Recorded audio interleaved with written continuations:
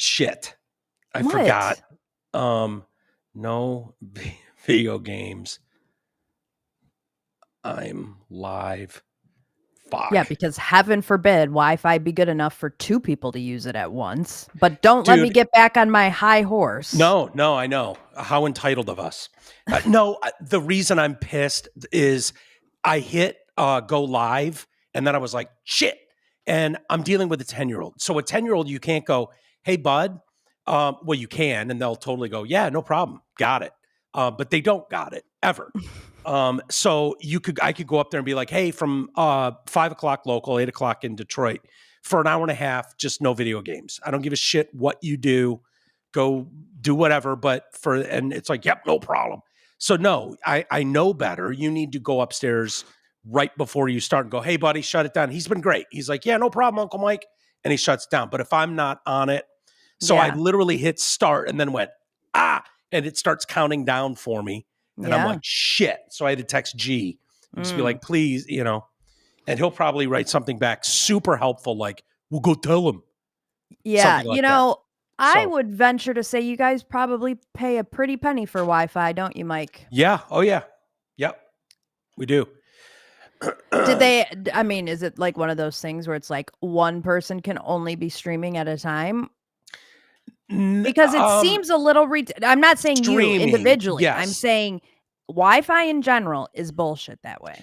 The problem is before I was on a dedicated thing and I had certain applications, so the house could use it, but if a bunch of people came over, Darren McCarty used to bring 30 people with him. And so Ron, I believe, set up all kinds of so when people are like, what's the Wi-Fi? There were all kinds of guest ones at the old studio that gave them very limited. So they couldn't fuck things up. Yeah. So it was just like, oh yeah, it's this. I'd give them a fake Wi-Fi essentially that gave them the bare minimum. So I'm not going to do that here. And it's on cellular. It's on a cellular plan just because of where we are. It's kind of secluded. It's not just like it is in super metro areas where it's just super readily available. Starlink. Yeah, I could. And it's super expensive. Is it? Yeah. I mean, hundreds of dollars a month. So it's not crazy, but it's not cheap. And if I have to go that route, I will. This seems to be doable right now, as long as Marshall plays ball, we're fine. And, but these kids are living on these video games, especially now that summer's here. Yeah. So it becomes a whole different thing. Like usually he'd come home from school and then it's like, do your homework and all that shit. And then you get an hour and a half of video games before the end of the night, something like that. But now they don't have to do anything. So they're just video gaming. Anyways, how are you? Welcome to the show, everybody. Well, Mike, I'm doing well. Yes. Yeah. What are you wearing? Are you wearing a Minnesota Vikings sweatshirt? No, not a Minnesota Vikings sweatshirt. Oh, I'm purple and gold Vikings. It's navy blue and gold. So that is the Minnesota Vikings logo. It is navy blue Traitor. and gold. And Traitor. I coach at a school that has these colors and the Vikings as a logo. Traitor. Oh, do they have that swoosh, the fake Nike swoosh on the? Do they call your squad the Purple People Leaders? No, they do not, Mike. Okay. No, they do not, because there's actually no purple in the logo. I can see it. It's right where your titties are. Because this is actually navy. Vikings. This is navy. Mm-hmm. So it's like whatever you got to tell colors.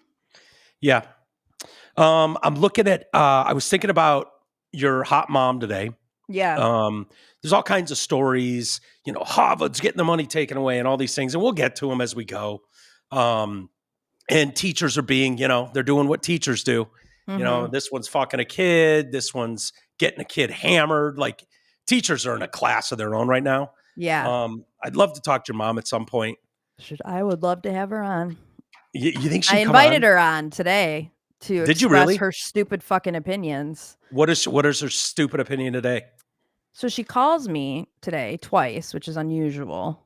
She doesn't usually call me during the day. And so I answered and she's like, I listened to a bit of the show yesterday. Like, oh, yeah? And I'm thinking, because I've been trying to get her on the phone to talk about the Joe Biden thing, but every time she's like, oh, I can't hear you, like, I can't hear you. It's breaking up, like she pulls one of those whenever I try to talk to her about Joe Biden. Yeah. Like last time she's like, I'm on my watch. I can't hear you. I'm like, you heard the rest of the conversation fine, but okay.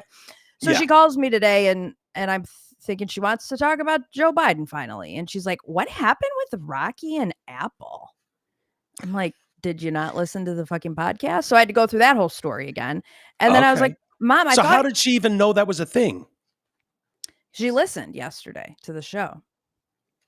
So then she knew what happened with Rocky's phone if she listened to the show. She did, Mike. She did. Yeah, she needed the story told to her individually, apparently. All right. So I had to do that. And then I was like, Mom, I thought you were calling me about Joe Biden. She's like, no, what about him? Joe Biden, he's awesome. And I was like, she goes, you know what? I don't even watch the news anymore, Amy. I was like, yeah, Mom, I figured that's what you were going to say. I actually figured that is what you were going to say. And she started laughing. And I was like, Mom, do you have any concern whatsoever that the Democrats wanted to stay in power so badly that they lied to you about his cognitive abilities in order to stay in power? Does that bother you? Does it concern you at all? Well, but Trump, Amy. Yup. Just like, I mean, she pulled out the playbook. Well, Amy, people say that about Trump. Yeah. And I was like, Mom, I'm not talking about Donald Trump. I'm talking about Joe Biden right now. That's who I'm talking about. And she goes, Amy, I don't see why you even care. Yeah. And I got so mad. This is what happens historically when you want to justify your behavior. Like the alternative's worse. Yeah. That's always the argument, for policies. Like that's how you get eventually to gassing Jews, like right. If we don't, I know it sounds crazy, but if we don't exterminate these Jews, then we have to deal with blah, blah, right. blah. Like that's how you get there. Like Donald Trump is this fictitious, wizard somehow. That is going to, I mean, did I tell you, like there's threat levels, but this one we've categorized as existential. Yes. So all bets are off. It doesn't matter. It doesn't matter. No, doesn't matter. And so when I said, do you want to know why I care, Mom? I said, because somebody was making decisions the last 4 years. Somebody left our border wide fucking open. Somebody decided at the end of his presidency to sign pardons for his son and for Anthony Fauci dating back to 2014. So yeah, silly me, Mom, for wanting to know who did that. Does she care that literally billions of dollars just went like auto pen check, write checks, throw them out the fucking window as fast as we can from election day to January 20th, 2025? No, it's done. Does she know or care? No, it's done. They just had an open checkbook and we're just like, sign it, go. Yeah. Go. No. It's None done. of that matters. It's done. Trump's and you know what she kept saying? He did the right thing, Amy, in pulling out from that election. He did the right thing. I just have faith, put faith in him that he did the right thing. I said, did the right thing? They tried to run his ass.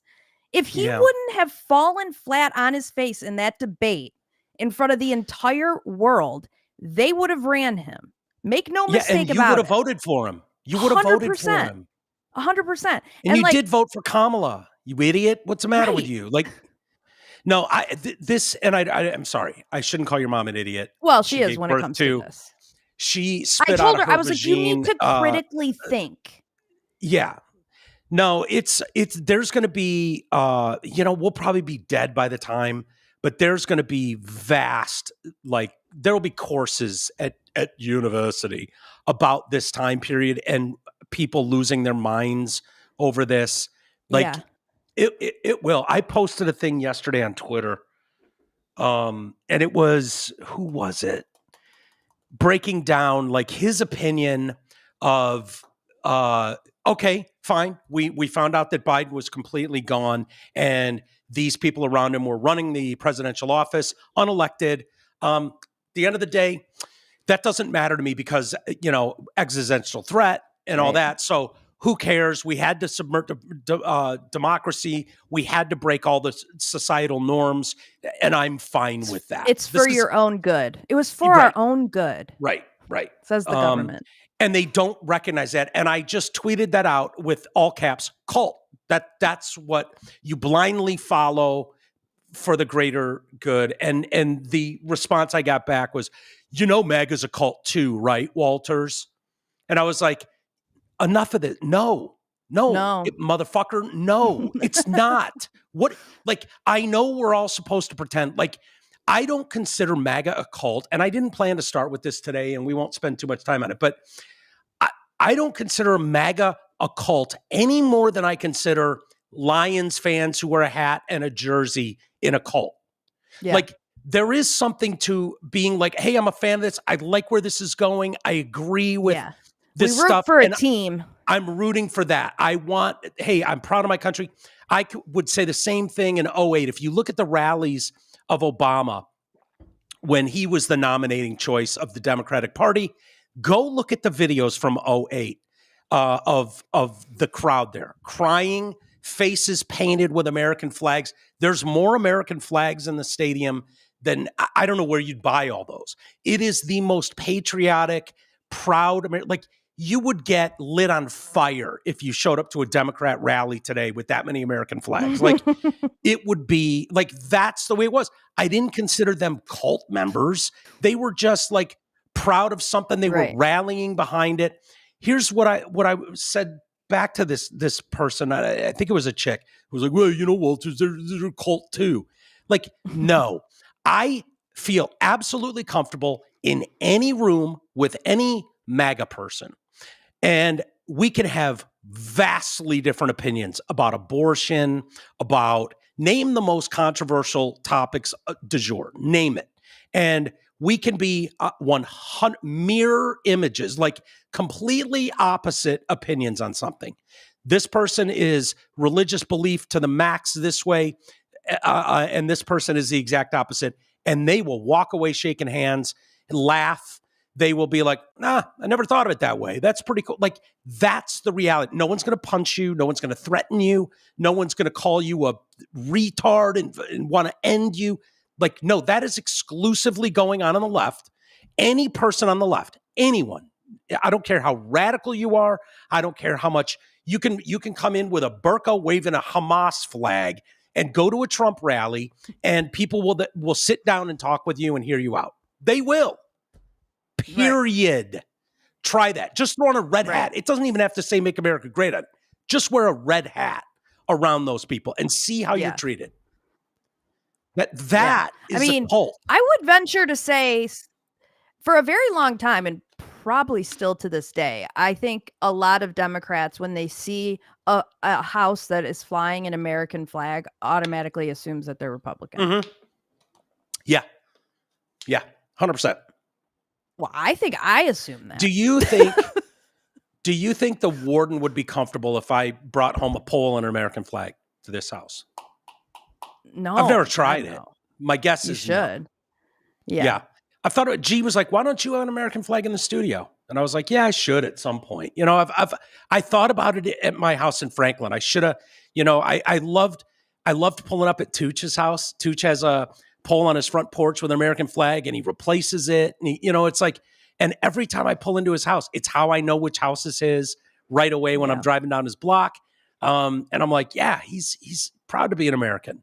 He's not a radical in any way, but he's proud to be. And I thought about it here, and I'm like, yeah, I do want an American flag in here. I do somewhere. I think so many podcasters are doing that as a set. And so I don't kind of want to do that. But I do feel that I want one, but I think you're absolutely right. My guess is the warden would scoff at that.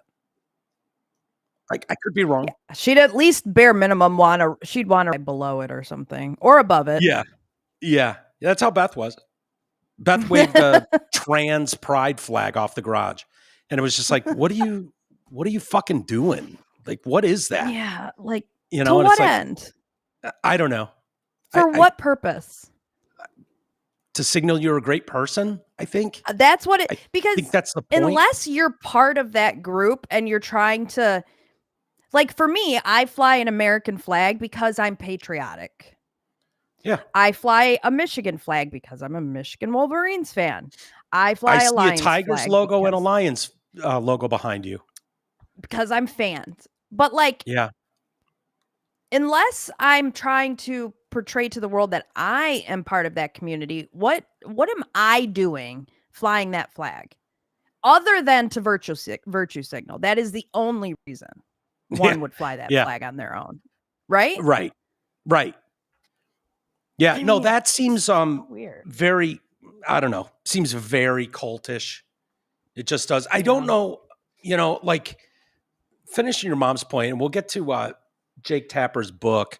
Laura Trump has come out and made comment talking about that apology. I stand by that should have been a much more public thing. Like he should have had her on the, it doesn't quite sound like he called her up and apologized. That it sounds like, hey, my book's coming out and I know people are going to ask me about this. And so I'm going to say I was wrong and you were right. Right. That's what it wasn't like, hey, I've really done some soul searching and I fucked up big time and you were right and I was wrong. And if I get asked about that on my book tour, that's what I'm going to tell people. That's not what it was. No, it's not that. This is the reason you hire a crisis PR team, right? Like you have a crisis PR team knowing you're going to be called on bullshit and they craft a response. How do you respond to it? And that list would have included the word humility, which he says every time you've seen him give comment on the Laura Trump thing. He says with great humility. So that was like obviously a bullet point in their strategy was this great humility. I feel great humility over that. She was right. And they probably said also, this is the most, this is the biggest example people are going to point to when someone in your face pointed out what was going on and you shamed them on national television, and snobbily in a way. Well, we can watch it. Why don't we watch it? They're remembering this moment and going, people are going to bring this up. This is what would have taken place in a crisis PR meeting. They're going to bring this up. This is on the internet. It's got millions of views. This is what people will take you to task for. We have to have a response for this. Yeah. Every time he comes on problem stage number and I turn to him, one. I'm like, right. Joe, can you get it out? Let's get the words out, Joe. You kind of feel bad for him. How do you think it makes little kids with stutters feel when they see you make a comment like that? First and foremost, I had no idea that Joe Biden ever suffered from a stutter. I think what we see on stage with Joe Biden, Jake, is very clearly a cognitive decline. Okay. That's what I'm referring to. It makes me uncomfortable. You have to watch somebody on stage search for it's so amazing. It's so amazing to me that try and figure out an answer. A cognitive decline. Well, when you're trying to tell me that what I was suggesting was I think that you were mocking his stutter. Yeah, I think you were mocking his stutter, and I think you have absolutely no standing to diagnose somebody's cognitive decline. I would think that somebody in the Trump family would be more sensitive to people who do not have medical licenses diagnosing politicians from afar. Plenty of people have diagnosed your father from afar, and I'm sure it offends you. Your father-in-law from afar. I'm sure it offends you. You don't have any standing to say. I'm not diagnosing him. What I'm saying, Jake, you just talked is about that a cognitive decline. That Joe Biden I have one last struggling question for you, Laura. You can't times on stage, and it's very concerning to a lot of people that this could be the leader of the free world. Okay. That is all I'm saying. I genuinely feel Laura sorry Trump. for Joe Biden. I appreciate it. Yeah, he doesn't want to hear her when she's trying to explain why she came to that conclusion. Here's mocking someone with a stutter. Remember the drop we used to play, today, Junior? Today, Junior? That's mocking someone's stutter. Right, exactly.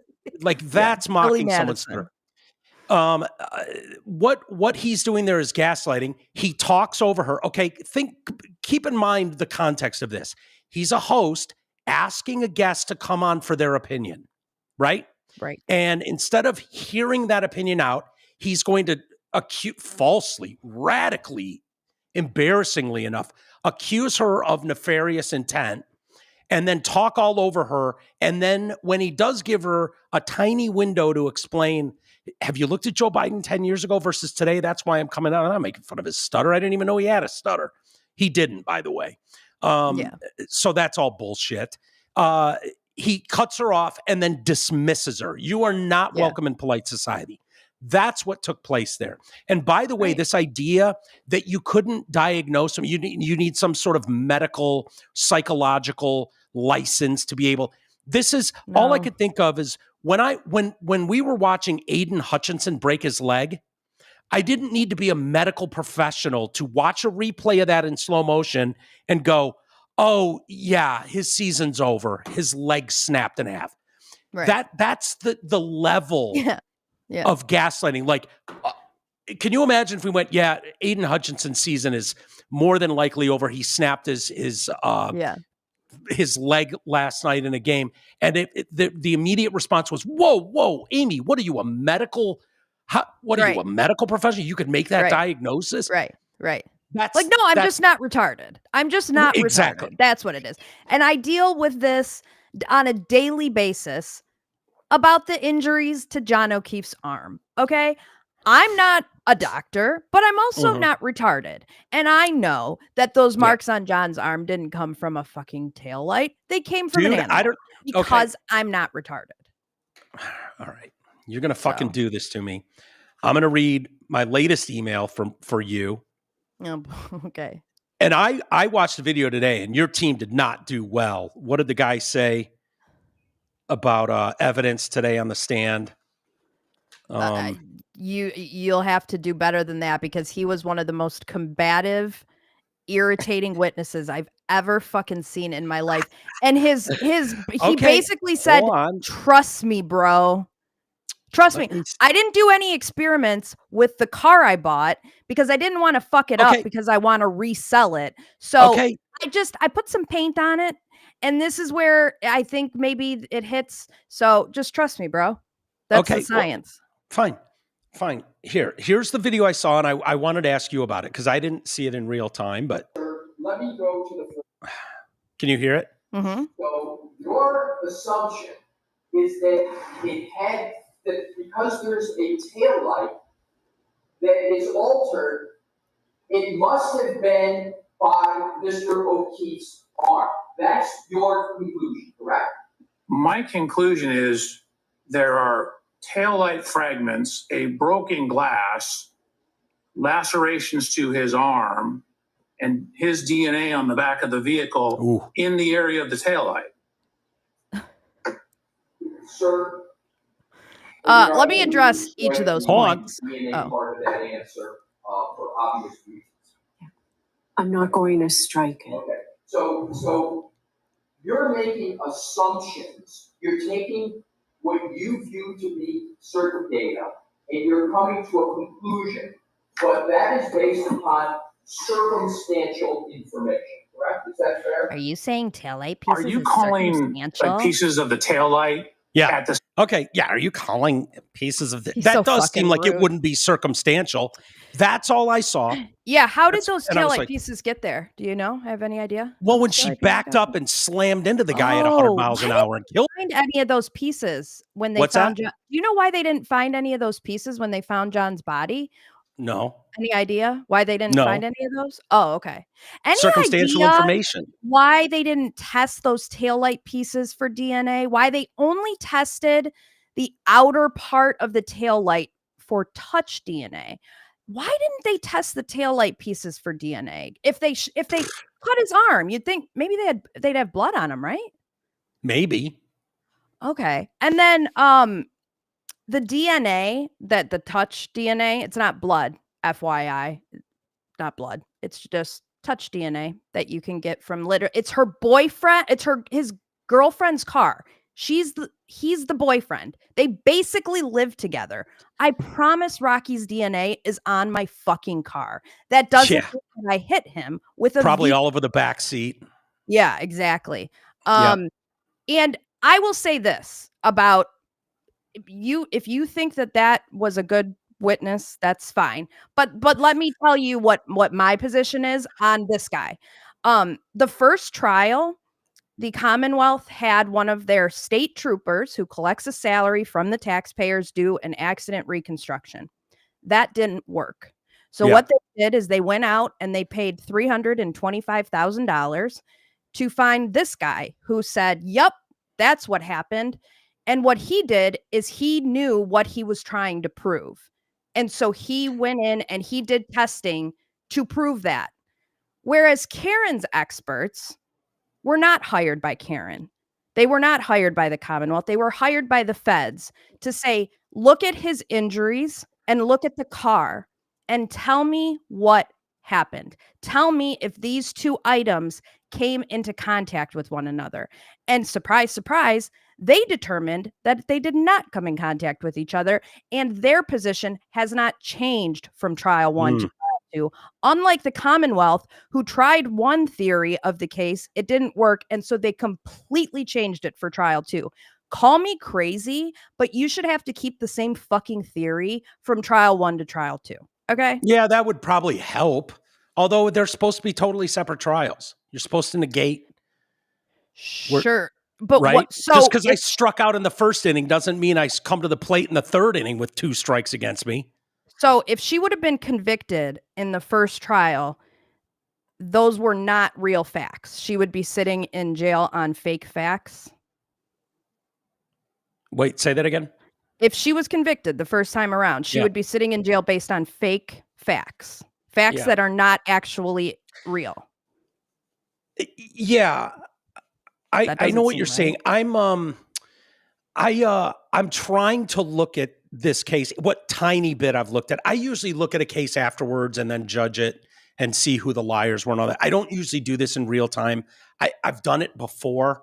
You know, Jay and I followed. There's cases, you know, that I've followed. So this is new. I haven't paid that much attention. You handle that. I do get emails. Honest question on Karen Reed. Does the whole, that's you. Yes. You're the whole.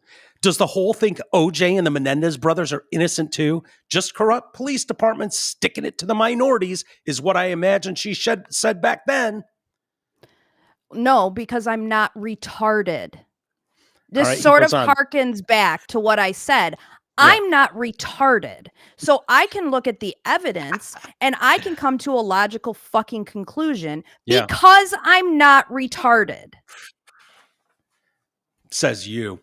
Please, no more Karen Reed unless it's her debating someone who's against her. I'd listen every day if there's a debate. Actually, I'm still going to listen every day. But her updates are worse than a Chris Farley show interview.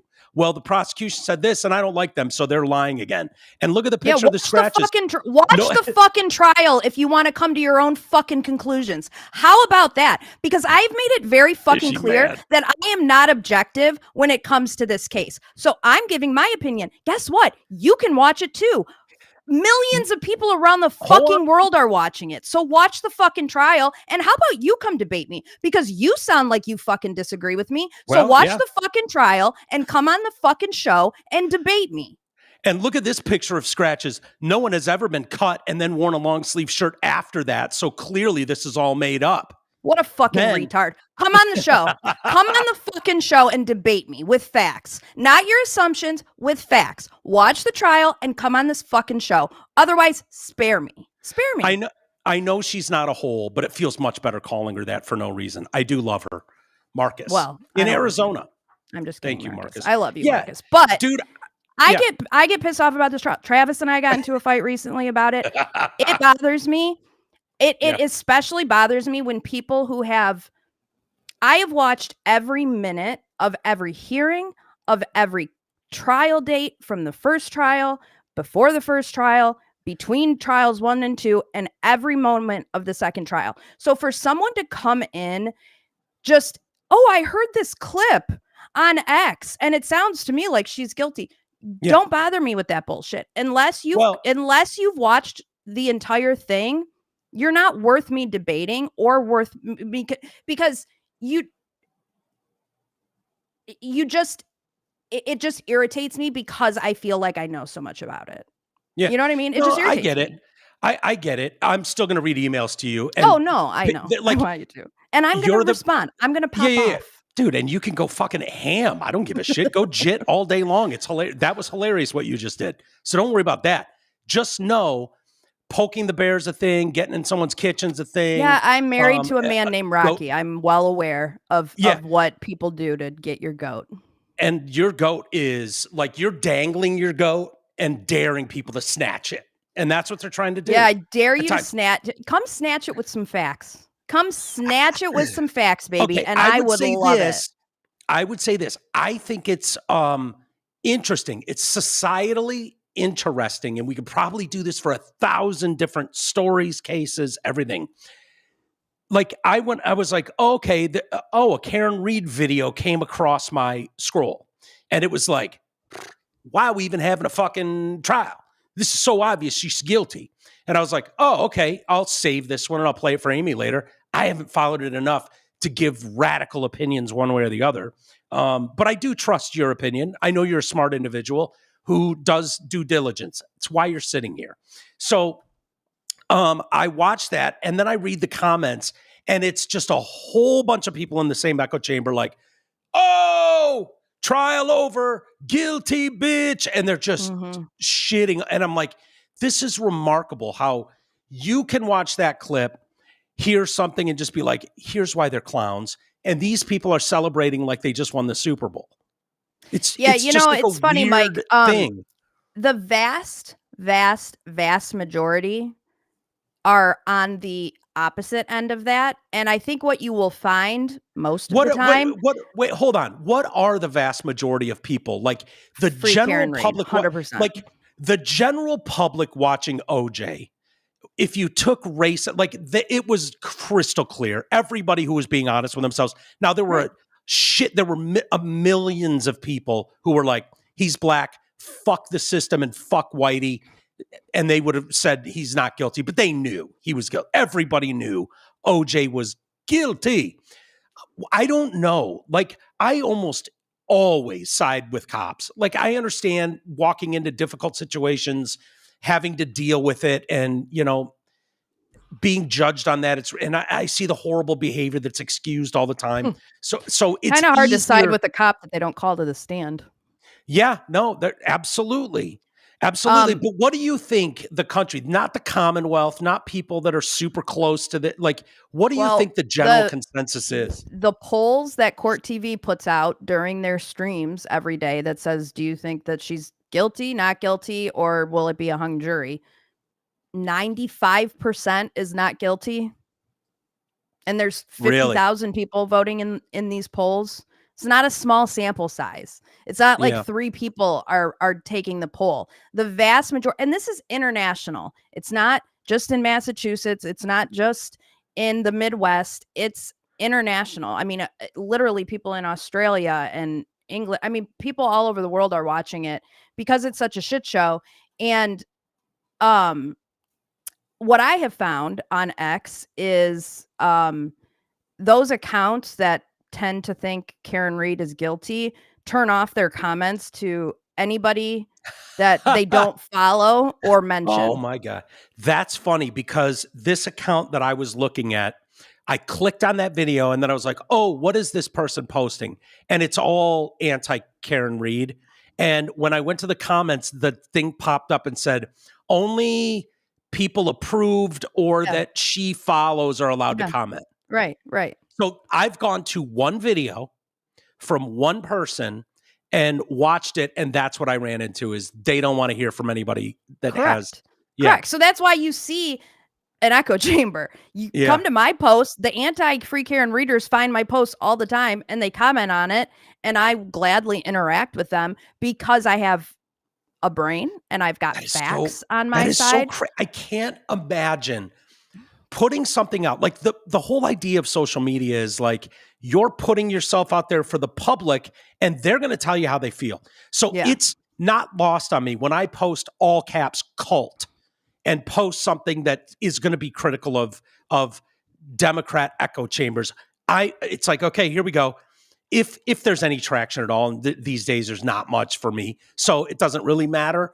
But I'm fully expecting that people are going to go, oh yeah, well, and say what they like. Right. I can't imagine turning that off and going, nope, only people who know me personally and I agree with can say something. Yeah. Like, sometimes why would I just want to hear from...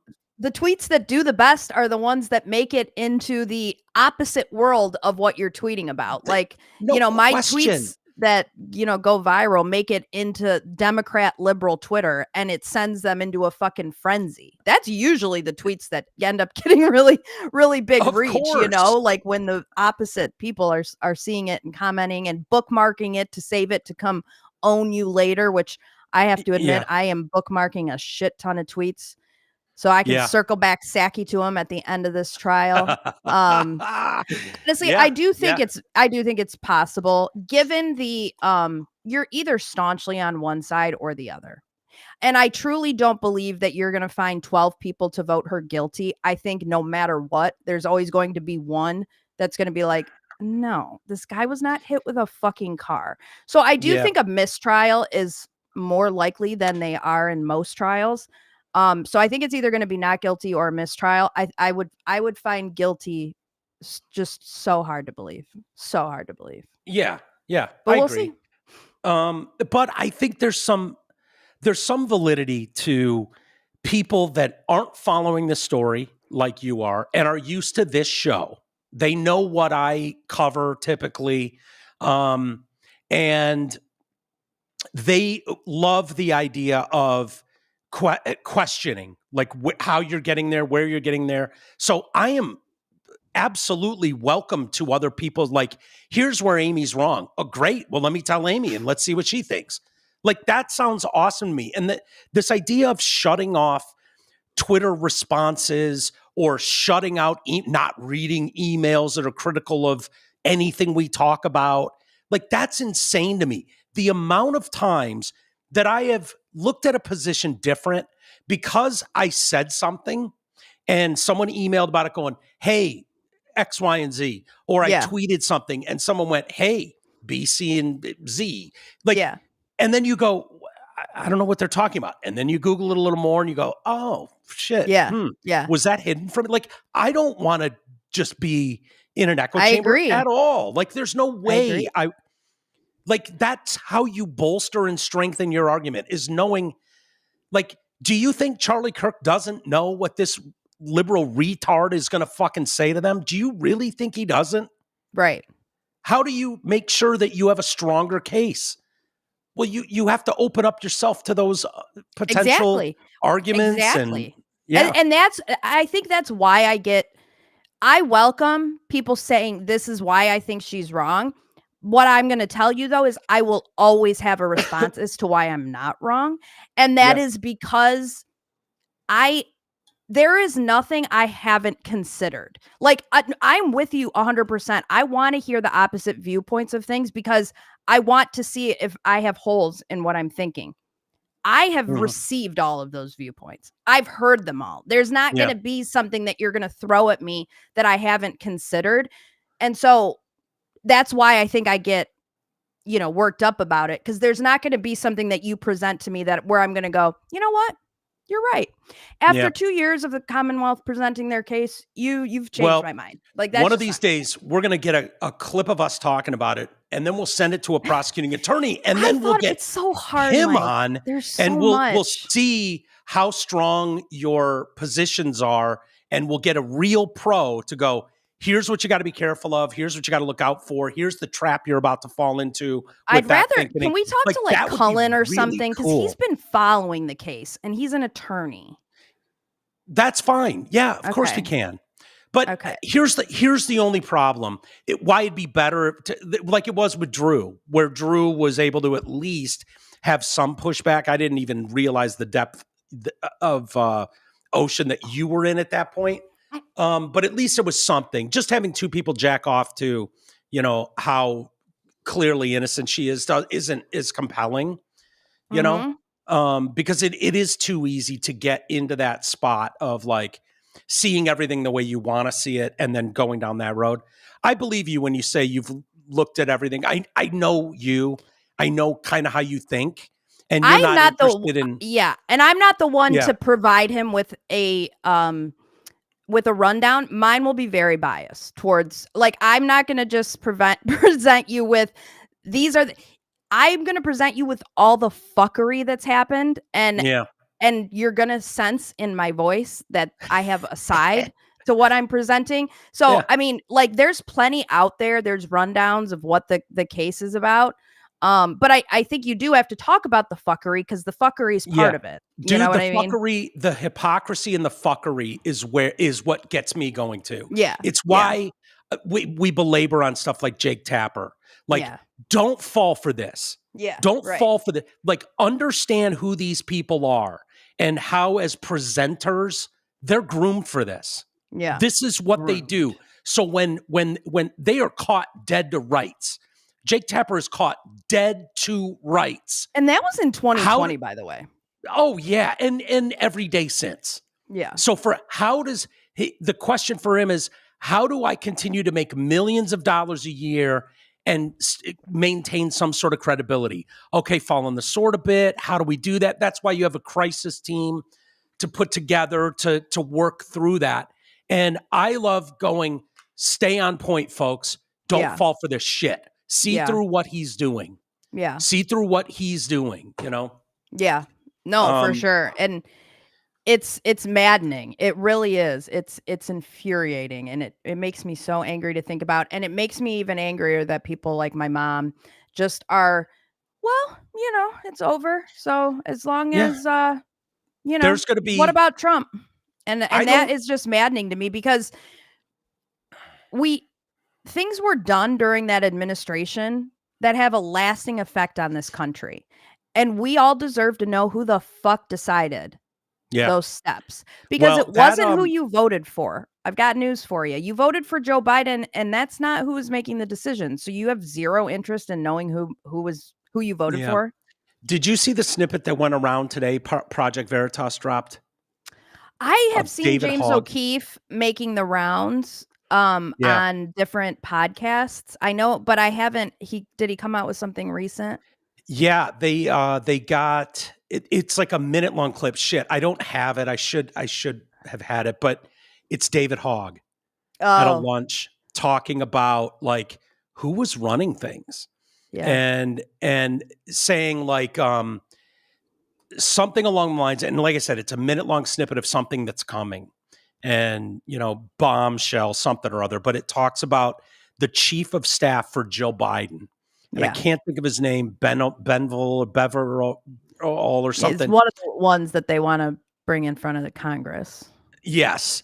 Saying that dude had incredible, this guy you've never heard of, who was chief of staff to Dr. Jill. Right. Apparently what these guys like ducked into rooms when he was walking down the hall. Like, ran things. Ran shit. Yeah. And it's like, does that bother you at all that you didn't vote for that guy? You have no idea what that guy believes. It starts to make sense what some groups' radical beliefs, like, I don't know who it was that brought up the point the other day about Joe Biden never, Trump did in that tweet. Where he's like, Joe Biden never believed in just crashing your border with upwards of 20 million illegals. Like, that's not a Joe Biden thing. He never stood for that. Like, how does that happen?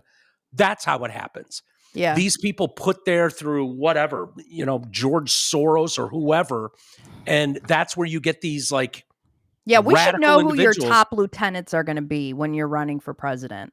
Let us know who your chief of staff's going to be, because those are the people who's really running shit. And not Senate confirmed, not someone who's like nothing, just put there. Yeah. Just put there. And then your guy falls over dead and they're making all the, like, no, we didn't vote for that clown for president. Right.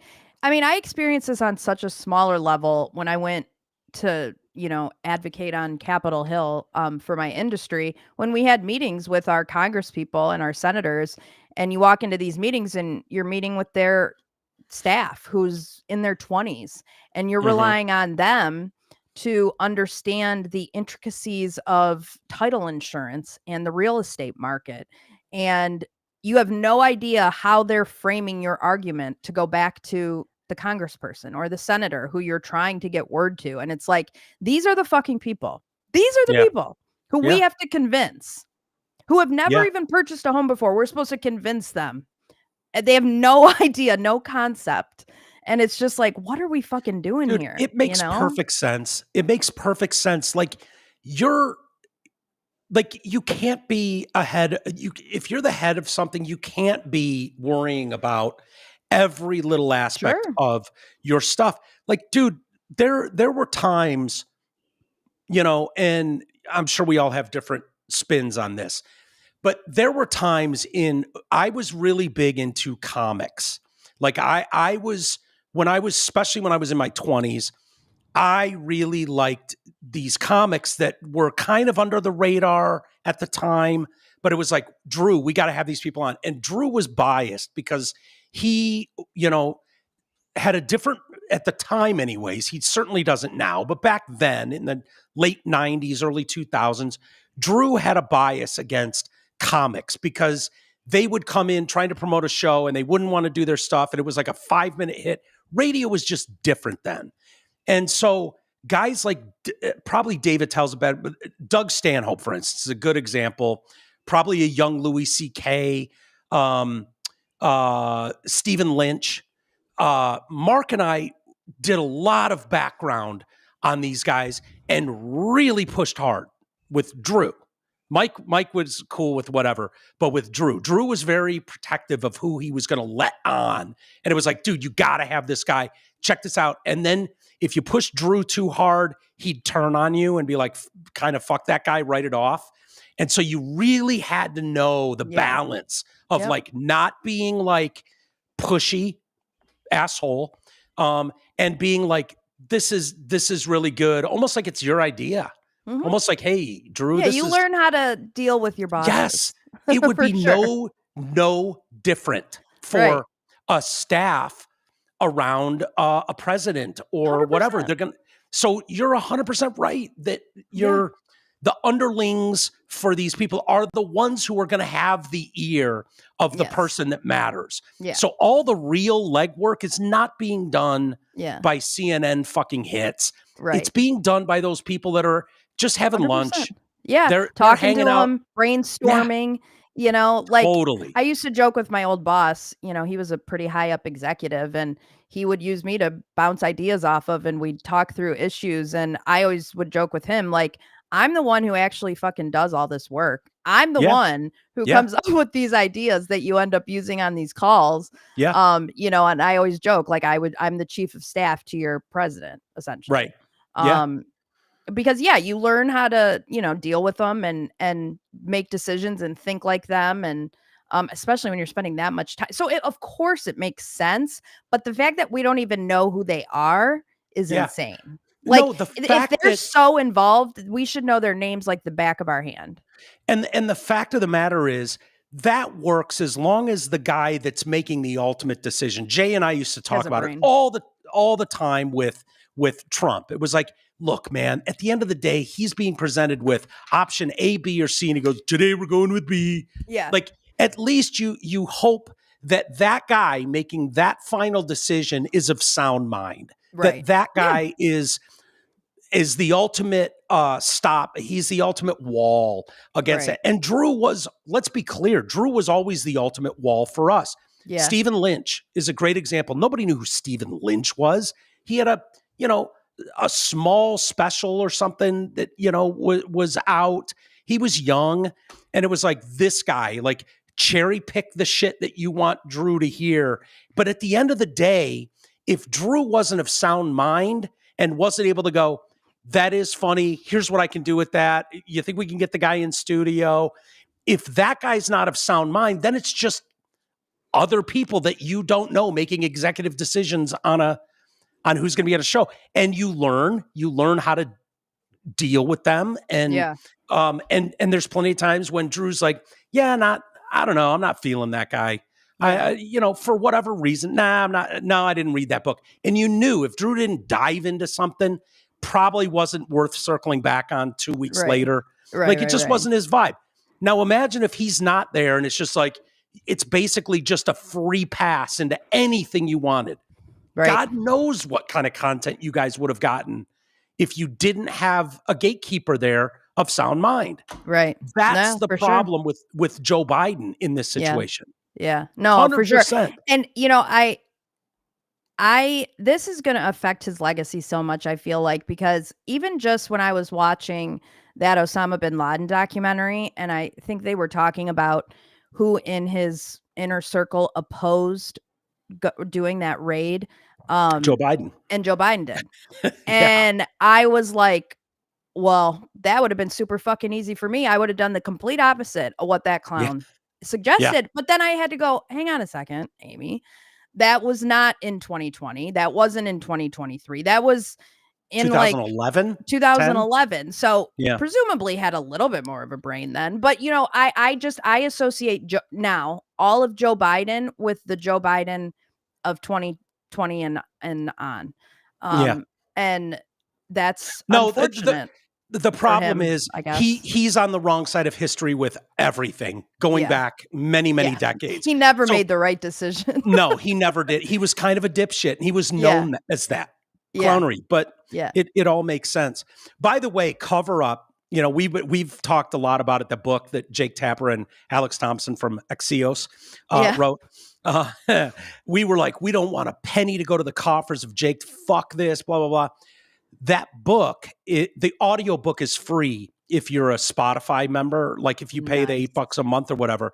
So I've started listening to it. I just started it. So if I'm sure you have a subscription to everything, Amy. So I do. My guess is if you want to check it out for yourself, it's read by Jake Tapper. Alrighty then. And I think it's fucking hate him even more, I feel like. So far I am. There's already so much humility.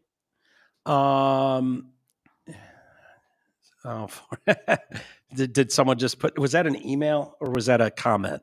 What? That's a long story, but quite well told. No. Oh, what? No, thank you for that.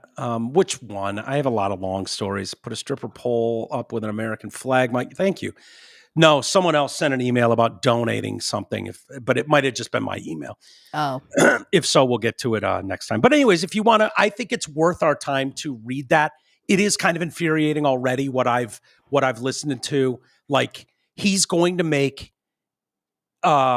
do it in a storyteller way that's going to sound very compelling. He's going to try to make a compelling argument to the American people as to why he wasn't a total fuck over the last 4 years. The fact is, stay in the pocket and understand what these people are.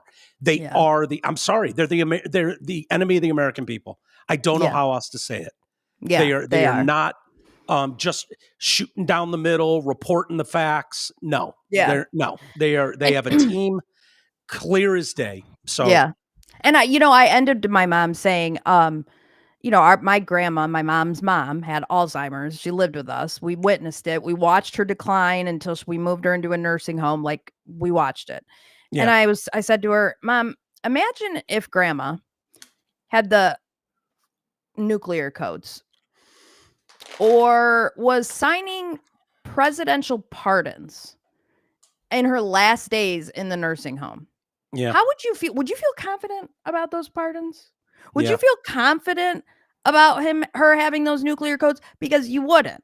Like, we all remember that. And the fact is, left to his own devices, he's probably pretty harmless. Again, it goes back to the team around him and what is in. That's what you didn't vote for. I don't know. All I can say is, I don't know. In the little bit I know, David Hogg, is saying like, and the other guy that's sitting there is like, that guy, Wizard of Oz type shit, scary as fuck.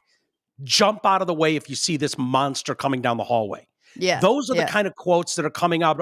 And then you find out that's the guy that's making a lot of the decisions. It's like, I have no idea what that guy believes. Yeah. But like if Joe Biden would have woken up one day on the wrong side of the bed, because that happens when you have dementia, and decided he wanted to, I don't know, nuclear bomb Russia. Yeah. Who would have been like, sir, it's not a good day. Not a good day for you. You should go back to bed. Your meds aren't working. Like your brain's not, like, who would have been the one? Because who the fuck knows? Maybe we think he would have been harmless, but who was the one that would have been like, we're actually not going to do that? Yeah. And it sounds like it was such an insulated team in the, in that area, like Jill and Hunter, literally. Like, I don't know that Hunter's not on a binge. Yeah. I have no idea what mental state Hunter's in. And I don't think any of you would be like, nah, you know what, Hunter, for all his faults, you know, we can be fairly confident that he's not going to wake up fucking chewing his own fingernails off going, yeah, Dad, I'm with you. Fuck those Ruskies. Yeah. I have no idea. Crackheads act strangely at times. Yeah. They just do. They do indeed. I wonder how your mom would feel like this. Parents across the political spectrum are up in arms after San Francisco School District announced a new plan. So Superintendent of Schools Maria Sue unveiled the new Grading for Equity plan. You would think I was reporting this in 2020, but no, this is yesterday. They announced their new grading plan last night. So we're for this area, we are scrapping homework and weekly testing. Oh, sure, for the school systems there. What could go wrong? We're allowing students to pass with scores as low as 41. Currently, it was at 61. That was too much to ask of these students. Heaven forbid you get a fucking D minus. Yeah, right. Ro Khanna. What do you think about Ro Khanna? I don't really know Ro Khanna that well. He's a Democrat. Yeah. Silicon Valley, California. Yeah. I don't hate the guy. Yeah, he's honestly. Not a total idiot. That much I know. No. You need more guys with sound mind. Now, he might come out on some policies where I'm like, holy shit. But we've got a different worldview, and that's okay. I can have differing opinions. I hear him talk and explain himself, and I go, okay, Ro Khanna he doesn't sound like a radical nut job. Yeah. Great. Now I'm opening myself up to the emails going, dude. Yeah. Did you know what Ro Khanna did? Yeah. Go ahead. Send him along. Walters@DetroitCast.com. He's known for his progressive values. He slammed this move on X, saying, my immigrant dad asked me where the missing 10% when I scored a 90. He came to America for the chance to work hard and pursue excellence. Giving A's for 80% and no homework is not equity. It betrays the American dream and every parent who wants more for their kids. That is a comment from Ro Khanna. Okay. And I agree with Ro Khanna there. Yeah. Right? Yeah. I don't know how your mom feels, but so the plan. Yeah, fuck that. It's so crazy. That is so insane. Yeah. So the plan is set to take effect later this fall. Ms. Sue has been able to push the policy through without being the subject to a public vote, despite it affecting more than 10,000 students in 14 high schools. The new plan will essentially eliminate homework. I hated homework, so I'm all for that. Mm-hmm. Weekly testing, get it out of here, and making up a student's so that won't make up their final semester grade. A student's grade will be based solely on their final exam, which they can also take multiple times. Students are also, it's fine if you're late handing in assignments or fail to appear in class. That's been a thing for a while. Yeah, that's a thing for a while. Like if you miss a test, you can just retake it anytime. Yeah. If you do poorly on a test, you can just retake it. Sure. I mean, I couldn't believe when the teachers that I talked to told me that. I'm like, what do you mean? What do you mean? Like that was the whole point. You take the test, and if you fail, you fucking fail. Yeah. One of my favorite movies of all time was Summer School. Did you ever see that movie? Saw that. Who's in the 90s? I think that's Summer School with Kirstie Alley, and there's like a degenerate, and he's got all these degenerate students, and he's got to teach them. And there's this black kid that shows up for the first day of summer school. And he's like, I need the bathroom pass. And they give him the key to the bathroom, and he leaves, and you never see him again. He never comes back until the last day of summer school. And he's like, they lied about my test and scores and shit. And then he takes the test at the end on the last day, and he passes and, gets a great score or whatever. But it's a small side storyline. So I'm not against that. He feels like the system fucked him over. And he's like, I don't need this bullshit. But anyways, so I don't know. You don't have to turn in homework on time. You don't have to show up. So the current threshold, and this is kind of the one I remember, means the current threshold means in place mean a student needs a 90 for an A and at least a 61 for a D. So that's going to change now. That's the one I remember too. Yeah. I don't know if that was like that for you. Yeah. So the changes mean a score for 80% is now an A. A mark of 21 counts as a D now. What? Yeah. 21? Yep. 21 is a D. That was like an E or an F. Yeah, that was like, they took that giant red marker. We're just like, fuck you. Nice try. Yeah. Yeah. So that is crazy. Democrat. And then they're going to wonder why they don't do well when they get further on in life. Gary Tan, Democrat, blasted the move. San Francisco schools is trying its absolute hardest to make sure all middle-income families who could move out of the city do so right away. Grading for equity is going to be a real disaster, and I guess this is a boon for San Francisco private schools. Yeah. Entrepreneur Chamath said, on its face, it's absolutely retarded. It's also a disgrace that this comes from the preeminent tech capital of the world. Yeah, you currently are, but that's going to leave you too if you're not careful. This will, however, be very good for housing prices in areas surrounding San Francisco. The district had consulted Joe Feldman, who had helped implement a similar system in Placer County in 2019. In an article in 2019, he said, no, this made everybody's grades go way higher. It was great. Now, does this just apply to the blacks or the whites get this benefit too? I think all students in San Francisco, California Unified School District, whatever it was. So, so they're basically grading on a built-in curve from here on out. Yeah. That is wild. Smart. I don't know how this is going. Maybe these people are in an unwinnable position. And the fact is you have parents doing such a garbage. There's so many garbage people bringing kids up that just don't give a shit. You don't lower the bar. I agree. And just keep passing them along. Because what do you do if you have absolute fucking monkeys in your school that know nothing, they can't spell anything, they don't you hold know them back, you get them tutors, and you get them put on a 21-year-olds in fourth grade? No, they don't. They end up moving on eventually, because if you work with them like teachers are supposed to do, they're not just like babysitters. You're supposed to like actually teach them something, My mom was a special ed teacher. So, you work with them, you build plans around them. But they've got different curriculums. Wouldn't your mom say though, like the best teachers can only do so much. And if you don't have the reinforcement at home going on where someone is keeping it, like if left to his own devices, Marshall is an absolute nightmare for his teachers. If left to his own devices, it's like, no, mom or dad has to go in there and go, all right, let's see what you got. Let's see what you got today. And the kid never wants to do it. And it's a fight, but too bad. So your mom can put together the greatest plan in the world, but if it's not being reinforced at home, which is probably what's going on in these inner city schools.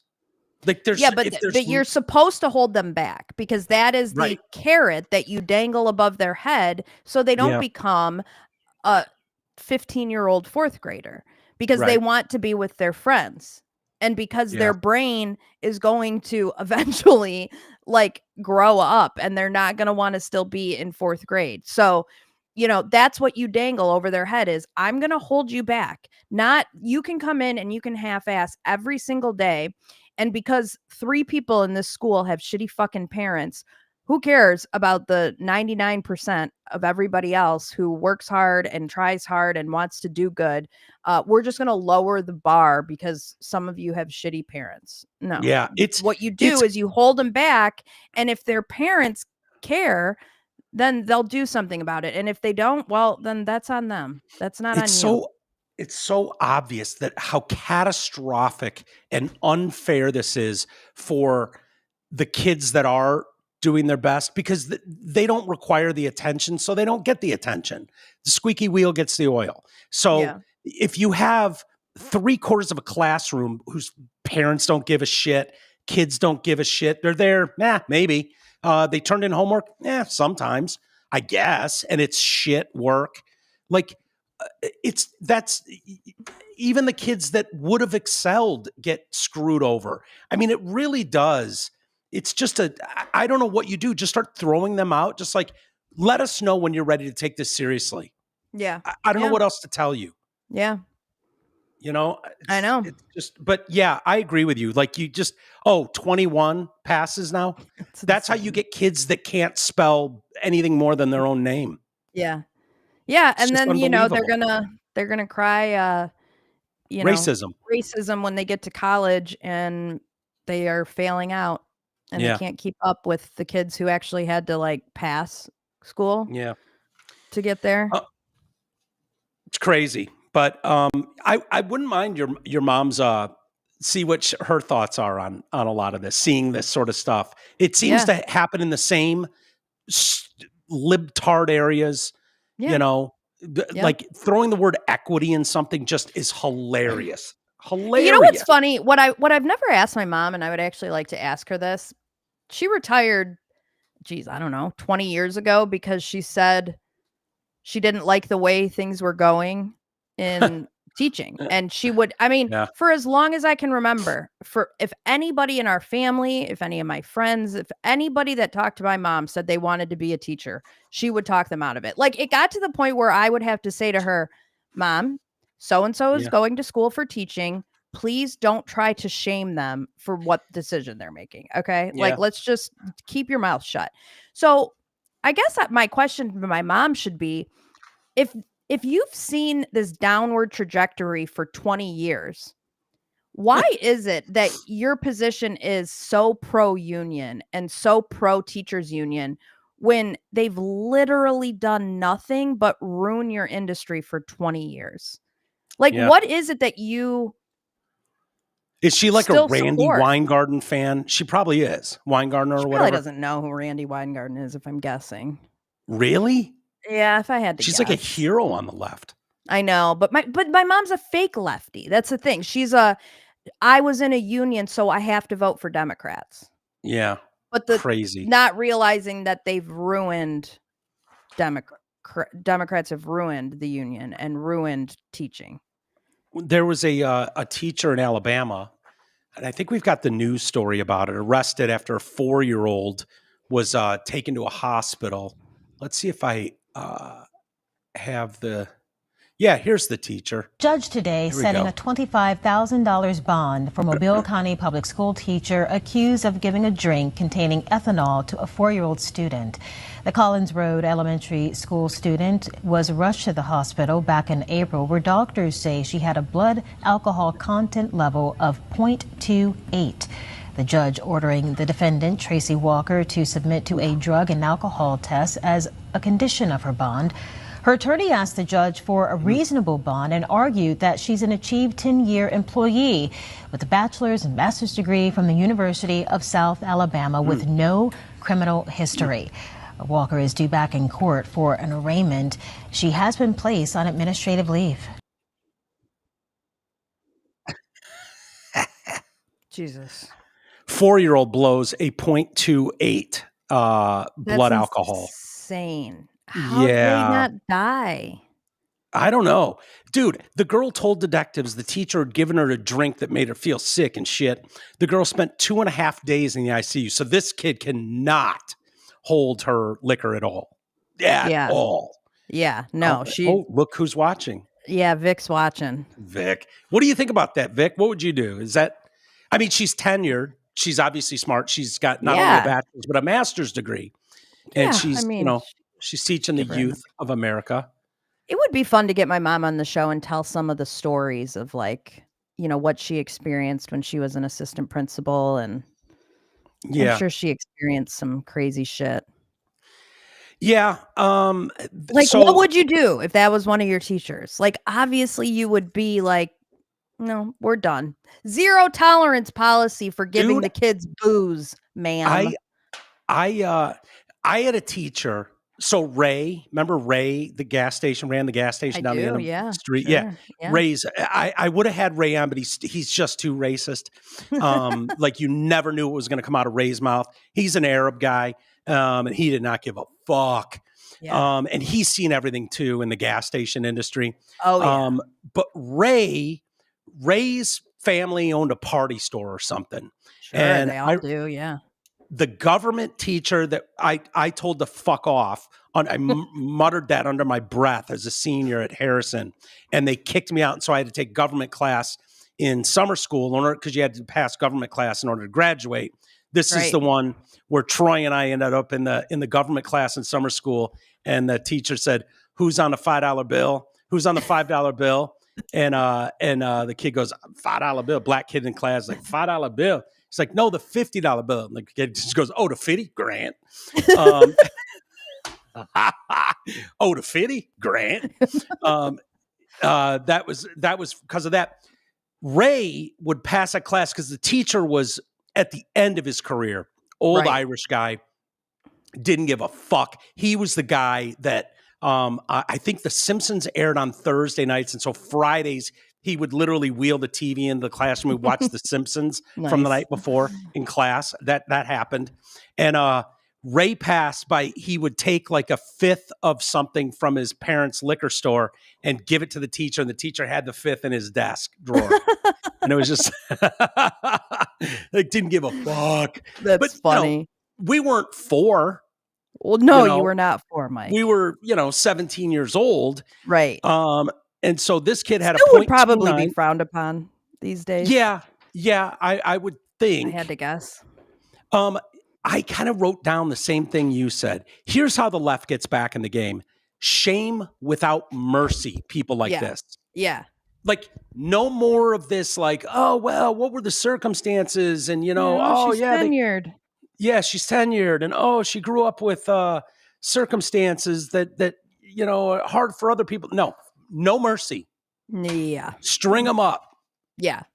Zero tolerance for giving booze to kids. It's how you straighten these cities around. Zero fucking tolerance. I saw a video going around yesterday. Some guy was filming out at Fisherman's Wharf in San Francisco. And it's just boarded up restaurants and guys cleaning graffiti off every day because it's just graffitied every day. And it's like, that is unbelievable what your leadership has let these things get to. Like, I've been going there since I was a toddler. My grandma used to take me down to Fisherman's Wharf. It is a license to print money, that entire area on the ocean. It's gorgeous. Shops, restaurants are stunning. Like, how do you fuck that up? Yeah. How do you let vagrancy, drug abuse, homelessness ruin an iconic landmark in this? Like, I don't know. It's crazy. I don't know. I was reading yesterday about this Canadian university. They've launched what? What are you laughing at? Don't talk about it. Too late, Vic. Sorry. Sorry. Rewind to the beginning. We've been talking about you the whole time. You're good going forward from here. You don't have to rewind. Well, maybe she could get on board with this one. I'm kind of on the fence with this, to be honest with you. This Canadian university has launched a Adult 101 crash course for students who cannot perform the most basic life tasks. Love it. In an era dominated by digital innovation, Gen Z are kids born between 97 and 2012, are in desperate need of practical knowledge that older generations might otherwise consider common sense. I don't know how to change a tire. I don't have a car at all. Alden Garcia, first-year student at Toronto Metro University, TMU. I don't know how to sew. I don't know how to do a lot of things other than cooking. The university, I don't even know how to do that. A top-ranked institution in Ontario known for its programs in math, computer science, and engineering, has responded to the growing demand by launching the class Adulting 101, designed to teach basic life skills that Gen Z often struggles with, including cooking, budgeting, basic nutrition, laundry, even navigating a grocery store. Honestly, I would take this class. Yeah. I could use a little refresher, if I'm being honest. Yes. It seems to me like college, although here I am, mid to upper 30s saying I would take it, but it feels like college is a little late for this course. Like maybe it should be offered somewhere in the high school range, like instead of home ec, maybe we teach adulting 101. Yeah. No, teach people how to do their taxes, how to fill out the forms, like what do you claim when you get your first job? Because we're all just sitting there going, I don't fucking know what to do. Do I claim 0? Do I claim 1? I've never had to do this before. I think there's a huge difference between balancing a checkbook, like teaching a kid, like, I don't even know if they need to learn how to do that anymore. But back in my day, it would have been like how to file for taxes, balance a checkbook, that kind of thing. Like my brother, I remember a couple of years ago, was like scolding my parents. Like, how come you never taught us like shit that actually mattered? Algebra didn't fucking matter, but not knowing how to do like what finances meant, like that kind of sucked. Yeah. That would have been nice to know. So many of these kids, like they're talking about from managing your finances, grocery shopping, keeping your laundry whites white, staying organized. There are a lot of important life skills you might have wished you learned sooner. The program emphasizes mental and physical health, encouraging students to explore their personal growth. Also offers skill evaluations to help students identify their strengths and areas for improvement. What you're experiencing is normal. Well, some of it's normal. Some of it's shit parenting. And you could throw my parents in that category. We don't hate them. But I know my mom's watching, but I could use a refresher on how to get whites whiter. But I can also use the Google machine, So it's like, I don't know that I need to necessarily take a class. I can just Google how to get my whites whiter. Yeah. Grocery shopping is the one that like there's such a big difference between use Instacart. Like what? Understanding your finances and grocery. Like, okay, you shouldn't, like, if you don't know how to do a load of laundry, okay, that is a 30-second lesson. Next. Yeah, correct. Next. All the whites and you can together, watch it on YouTube. Cup Okay, of this, Mike. hit start. Like, this isn't rocket science. What about, do they mention teaching you how to fold a fitted sheet? I would take a class on that because I've tried to YouTube video it. Can't figure I just ball it up and throw it in the corner till I'm ready to use it. Good enough. Right. Good enough. Right. I'm not going to like go bankrupt over that life lesson. This somewhere between. Is this course going to bankrupt someone? Or is it like a couple $100? Because I would take a course if they were going to teach me how to fold. I feel like there's Chinese women online that will absolutely show you how to do it. I've tried, Mike. I honestly, I have sat there with a YouTube video up and tried to fold a fitted sheet. I've gotten and I cannot better at it. I think you let all the fitted part, the stretchy part, put that all in the middle. Let that all go to the middle and keep yourself a square, and then just fold that son of a bitch. Like if you try, but there's a way to do it. Like you're supposed to. It's like you fold this, and then you're supposed to move it, or I don't know. It's too complicated. I will tell you that much. And I will also say, I wouldn't mind if they added to this course a section about light bulbs. Really struggling? Because I don't know if you've ever been to. I don't know if you've ever been to the store and gone to the light bulb section, but it's bullshit. There are so many fucking light bulbs. It pisses me off. Nobody ever told me what kind of light bulb I need. Nobody told me what kind of color light bulb is best for my complexion or my living room or my bedroom, or what wattage is the best, or maybe is this one going to cause a fucking fire if I leave it on too long? Like, where do I throw them away at? I want a course. Don't get me started on soft white and yellow.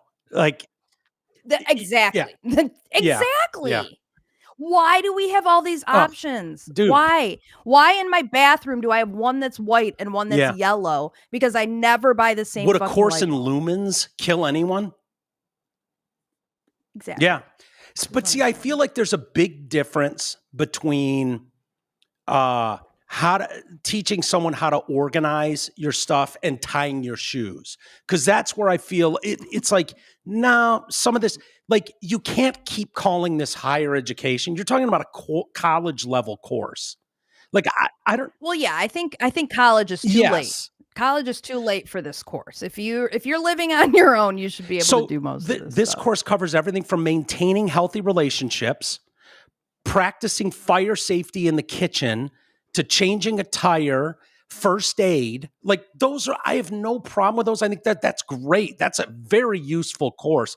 But if it's your kitchen, fire, not bad, right? Not bad. Yeah, because I think most people think put water on it, right? What's that? Yeah. Most not a good people idea. think put water on it, and you don't want to do that. No. I don't know what you do. If a grease fire started in the kitchen right now, I don't know. I don't know what I'd do. I'd probably just leave the house and hope that it fizzles out. Yeah, no, seriously. That's what I would do. Right. Yeah. I know. Yeah. I would panic. Yeah. I'd call someone smarter than me. Yeah, 100%. Tell them to come over. Like, I need you to come over right away. Yeah. There's a fire in the kitchen. What do I do? Yeah. I don't have a functioning extinguisher. Yep. Experts have attributed this generation's lack of skills to several factors, including the decreasing independence these young adults are given during childhood. Decreasing independence. Yeah.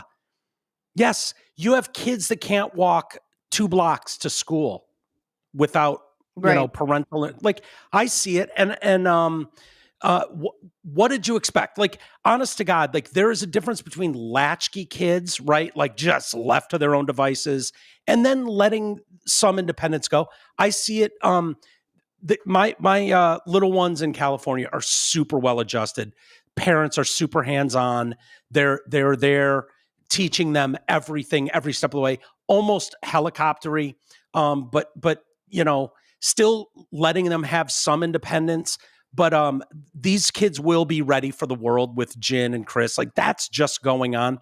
But the fact is, their elementary school is 2 blocks down the road. And, it's, my sister walks them there, takes the dog on a walk and walks them there. Like, my mom and dad, it was just like, yeah, your school is, I think, a couple miles that way.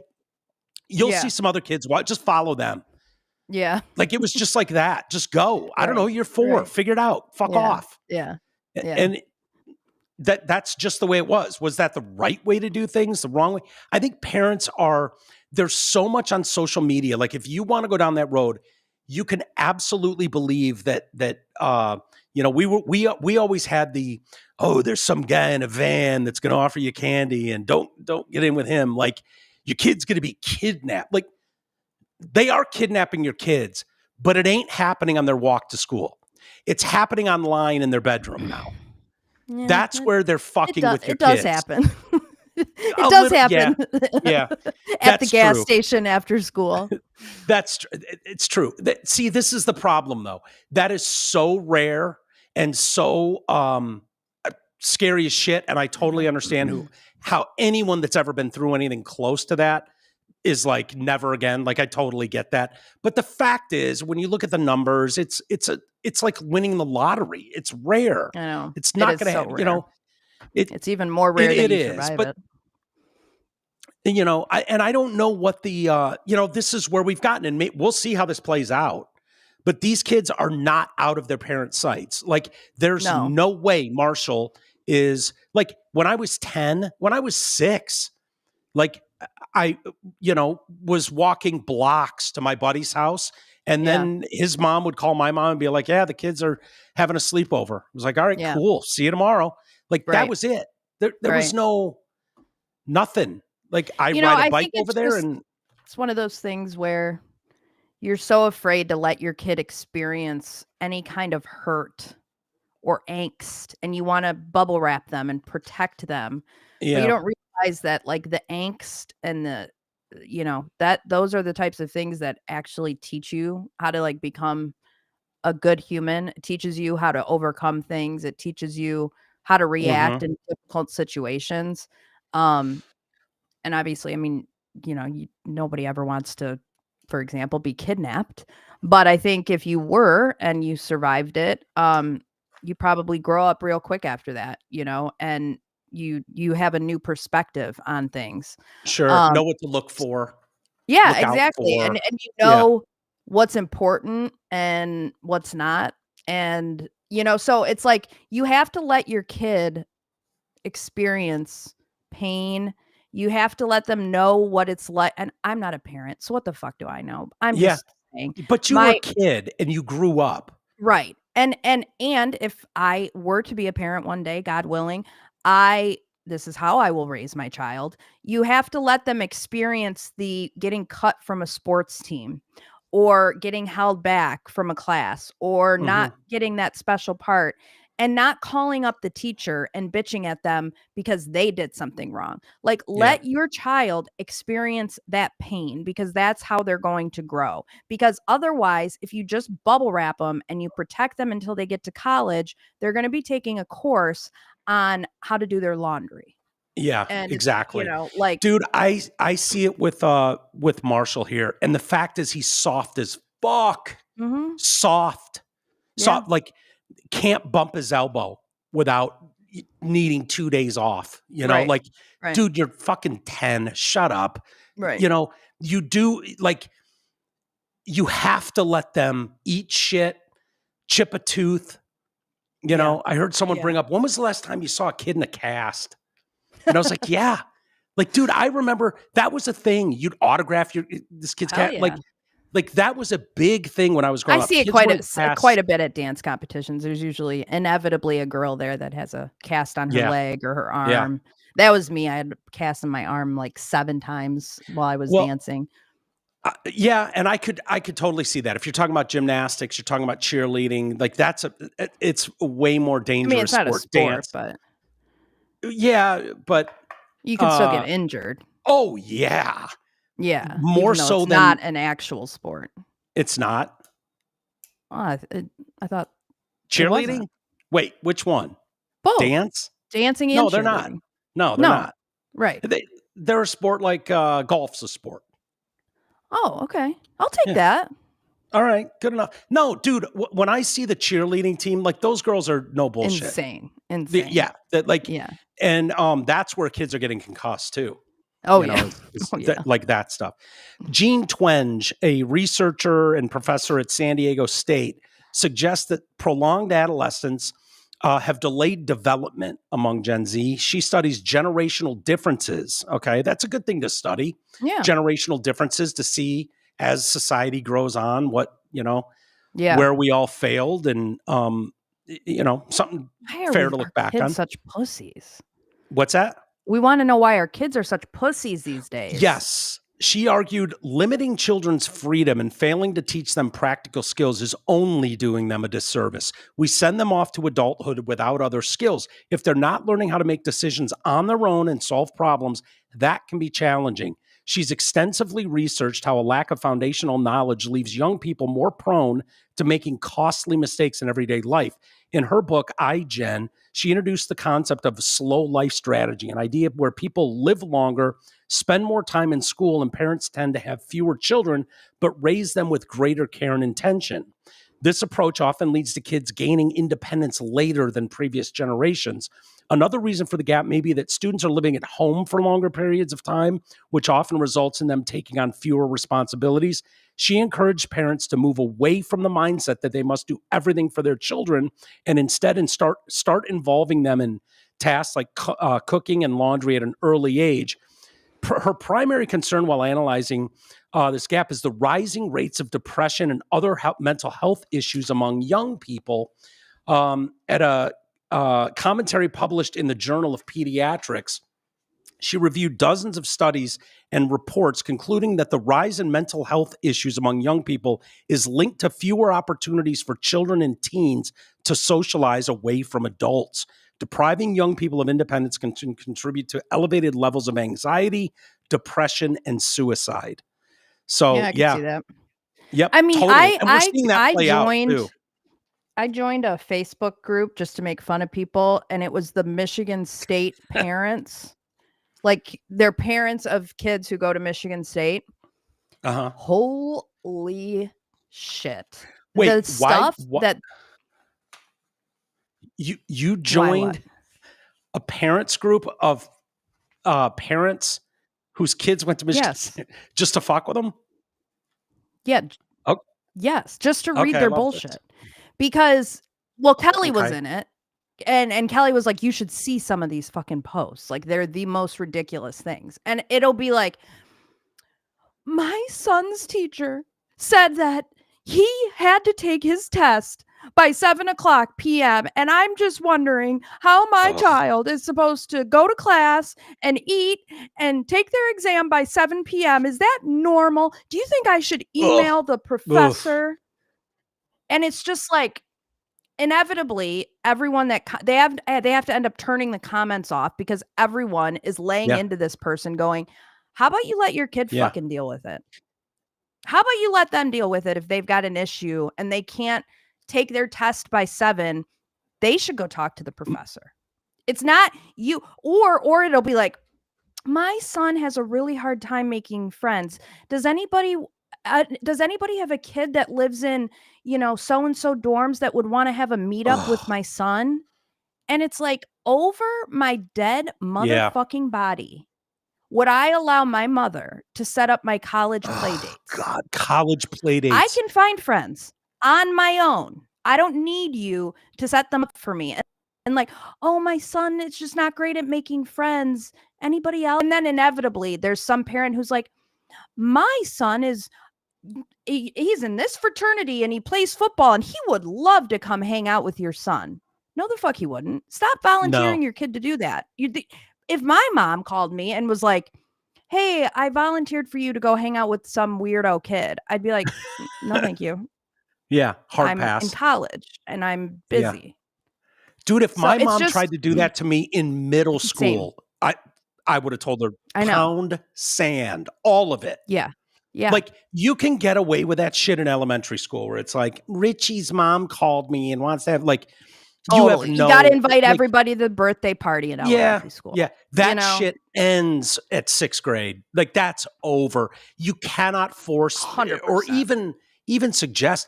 I don't know who would tell these people that's a good idea. And then not only middle school and high school, but college, you're pulling that shit.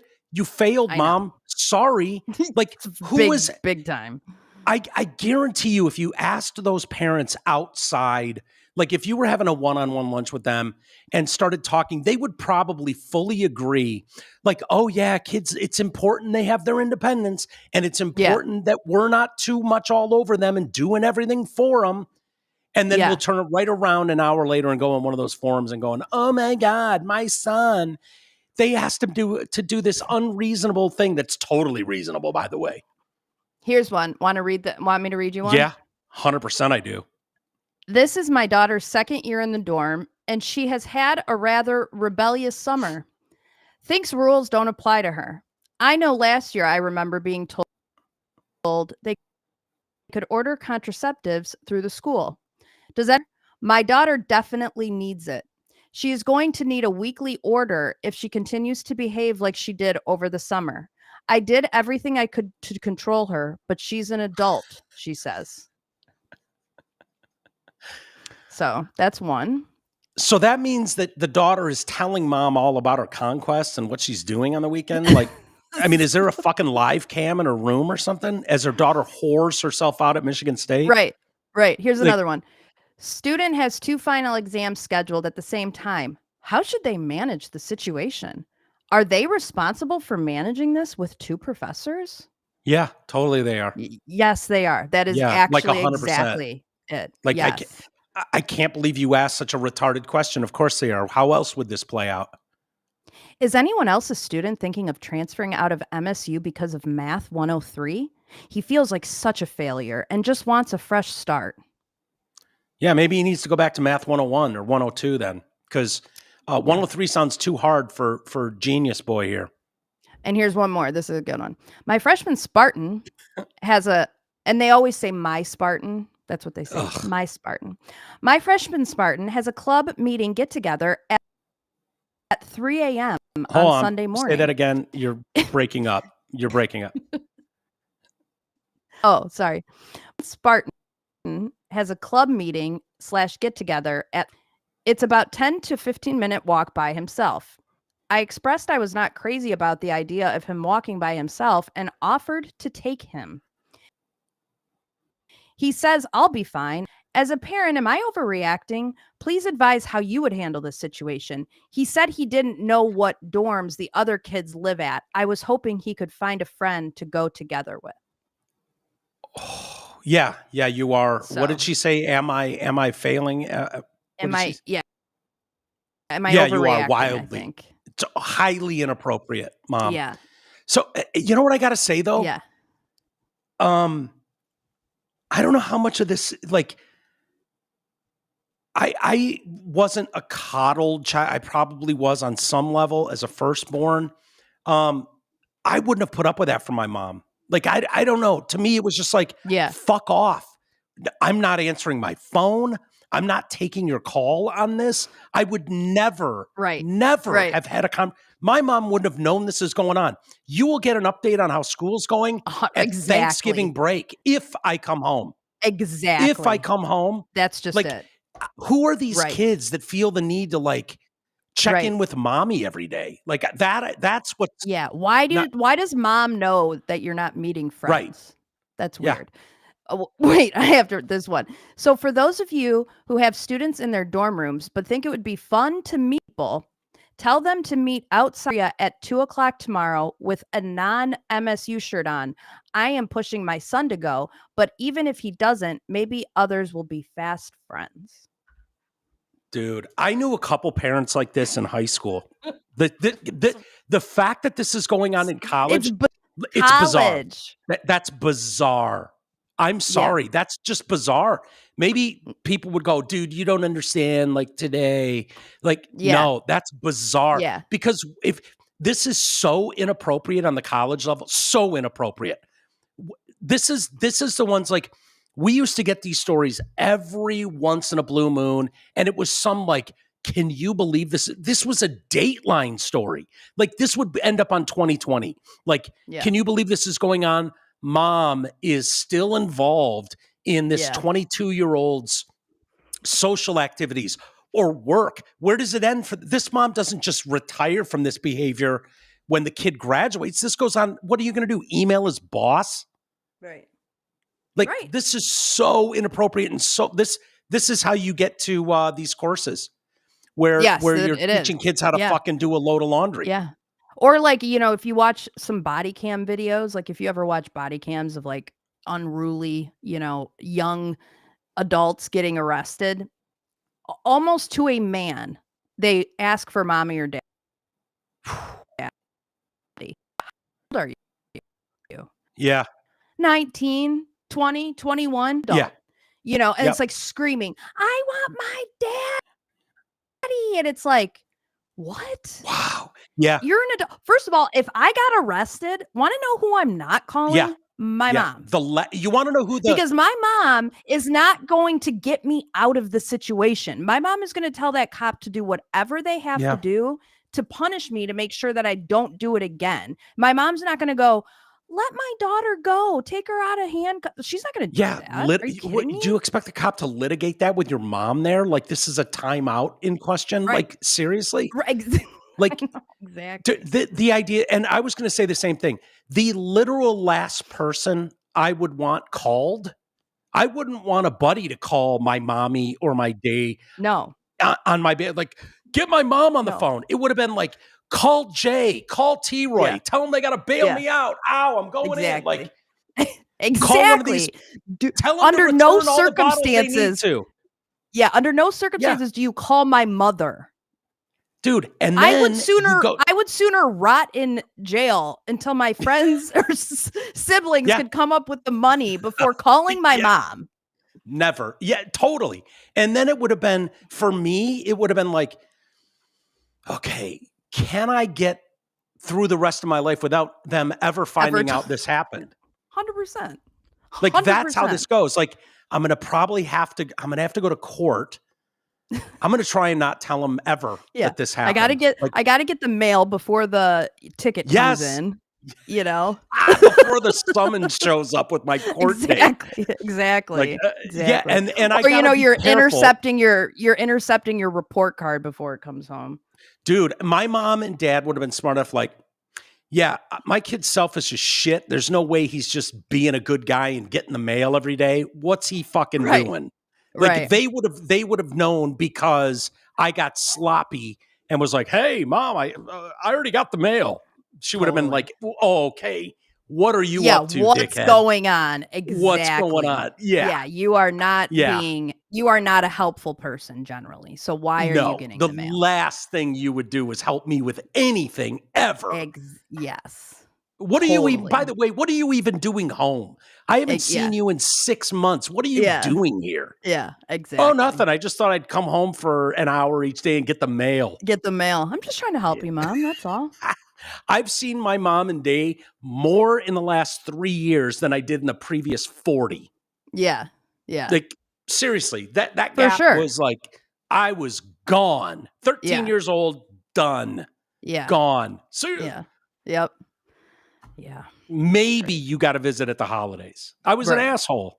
I'm not proud I of certainly did not want to move back in, and I didn't move back in. Once I moved out, I was gone. Yeah. Wasn't moving back in with my mom's. Dude, this idea of like, oh my God, he's feeling like such a failure in Math 103. It's like, what? The idea, he wants to transfer out of Michigan State because of Math 103. Math 103. By the way, I would have, like, me feeling like a failure would have been going home after the age of 19. Yes. Like, that would have been like, oh my God, or dropping out of Michigan Michigan State because you fucking don't like math class. Yeah. Oh, Jesus. Incredible. All right. Should we do a couple emails, Ames? Not if they're about. No, I already just read kidding. I already read you the Karen Reed ones. Or that one, anyways. There probably are more, but that's okay. I have so many stories we didn't even get to. Let's see. All right. Cult leader.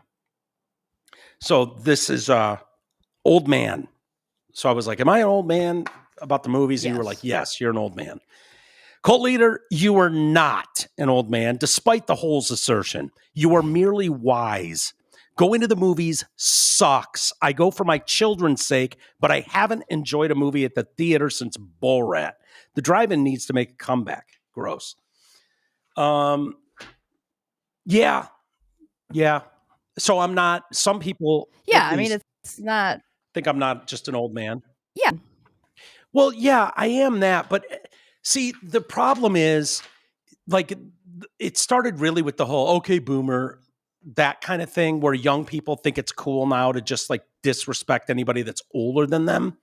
And so it's that. I think I'm self-conscious of that kind of attitude. But you just got to own it, Mike. Yeah, I don't have a problem with that. Yeah. But I've been thinking that since I was 30. Like, you're old. Anything over 27 to me is fucking old. You're just waiting to die at 28 on. So this, like, going to the movies, nostalgia, maybe. It's like, that's kind of what I think. Like, there's no need for me to go to the movies anymore because the experience is so good at home. It costs you 50 times more to go to the movie theater and get snacks. And the experience just isn't as great as they think it is, or as I remember. There's no need for me to mail you a letter anymore. There's no need for me to pull out a paper map for directions anymore. There's no need for me to record songs off the radio so I can listen to them later or go to the library to do research. I put it in that category. There's just not really a need for it anymore.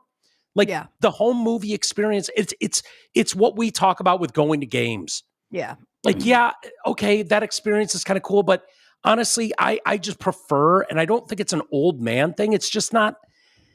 It's like when I started doing this show, I was going up to the gas station where Ray worked, and I was buying USA Today, Detroit News, Detroit Freep every day. But there's no need to go to the corner store and buy papers and cut out little stories and like, this is what I'm going to talk. Like, no, that whole world has changed. Yeah. It's not how I prep anymore. Yeah. And movies, like, I go because I'm trying to be a team player and G really likes it. Yeah. But I don't know, man. I love being able to pause for a minute, run, and take a piss. Yeah, of course. I just do, you know?